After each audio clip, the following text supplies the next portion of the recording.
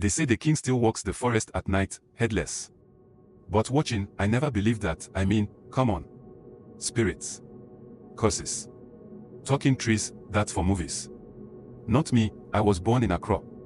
Danceman, DC boy to be exact, my word was Uber rights, music on boom play, and struggling to use the Wi-Fi without MTN robbing me and my dad screaming at me for wasting his data. So when my uncle said I had to go to the village for grandma's funeral, I almost argued.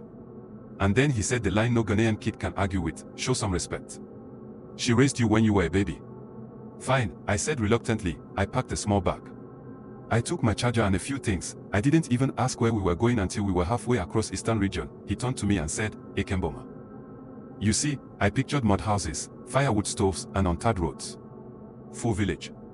The types I am used to seeing in Kumawood movies, so you can imagine my surprise when we got there, and there was a paved road, street lights, well, some, and even a mobile money kiosk with a glass door. Houses were brick with colored roofing. A small clinic. A school with painted murals. They even had a fuel station. I won't lie, I was impressed. Then I saw a kid on a bicycle, wearing Crocs and blasting Blacko from a Bluetooth speaker. That's when I realized, this wasn't the village I was expecting. We reached the family compound just before sunset. It was a nice 3-bedroom house with a big mounted water tank. They even had satellite TV, but there was no light. My first thought was, maybe they didn't pay ECG. But my uncle just muttered, doom so. It came back yesterday. They say it will be on tomorrow. Of course, I said hi to my cousins and other extended family members, most of whom still lived in Akyenboma. It was a quick thing though. Polite smile, small wave, you know how it is. Before long, I was already back on my phone, scrolling through socials like I never left Accra, but then I noticed something, 1 bar and not even 3G but. Edge. I felt like crying but I had to keep steeze and composure. The network here was trash. Total ghost town on my screen.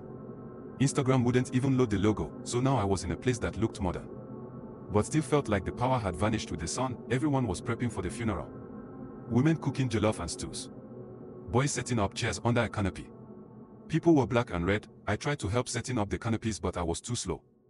The boys just laughed at me and said, just sit. So I sat. Scrolling a dead phone. Pretending to be busy, then the sun dropped, fast. By 7 p.m., the whole compound was lit by lanterns and rechargeable torches. No one complained about the lights being out. It was just normal, but this wasn't like the city. No rumbling generators. No neighbors' TV blaring from behind the wall, just shadows. Long ones, and the faint smell of kerosene hanging in the air like memory. The silence wasn't peaceful, it was thick. Heavy. Like something was pressing down on the whole place. I lay on a mattress in the guest room, small space, concrete walls, one window with wooden shutters and no glass. The air was hot and still.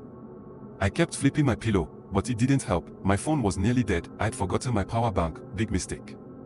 No Wi-Fi. No signal. Just 4% battery and that helpless feeling crawling up my neck. That's when I heard them, the drums, not high life. Not gospel, these were different, deep. Wooden. Slow, they felt like footsteps echoing through the earth, like something ancient had just woken up. At first, I thought it was part of the funeral, some village ritual or performance I didn't understand, but they didn't stop, they just kept going, steady.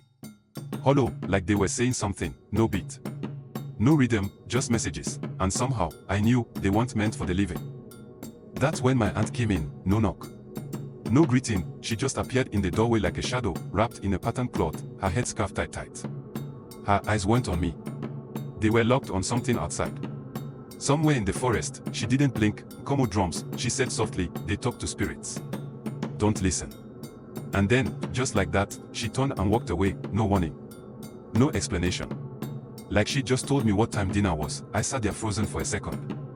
Then let out a small, awkward laugh, spirits. I whispered to myself. This again. I tried to brush it off like I always did, old people and their stories, but my body wasn't laughing. My skin had goosebumps. My ears were on high alert, and my chest, it was tight, like something invisible was sitting on it. I stood up, walked to the window, and gently shut the wooden shutters. As I latched them, I realized my hands were shaking just a little. I turned down the lantern. Tried to lie back down, told myself it was all nothing, village things, imagination, noise in the dark, but the drums kept playing, no rhythm. No melody, just that same slow, hollow voice beating through the night, like a warning. Or a call. Or both. I closed my eyes, tried to sleep, didn't work. Around midnight, I stepped outside, not to summon anything, please, I just wanted air, and maybe signal. Even a WhatsApp message would make me feel human. The village was still. Moonlight washed the rooftops. The red and black funeral cloths waved gently on the canopy poles. I saw the edge of the forest. And the bars on my phone blinked to life. One bar, then two, then gone again. I moved forward. Slowly, then I saw it. A red light in the forest. Not fire. Not a torch, floating, pulsing. I took a step. Just one, and that's when I felt it. The forest watching, the drum stopped, and something deep and old looked back. They say the king still walks at night, headless. But never blind. I didn't believe it, until now. What I saw next, I'm not sure you're ready, but if you want to know what happens deeper in the forest, subscribe to the channel, click that bell notification icon so you don't miss part 2, because in Akyenboma, the silence isn't empty, it listens.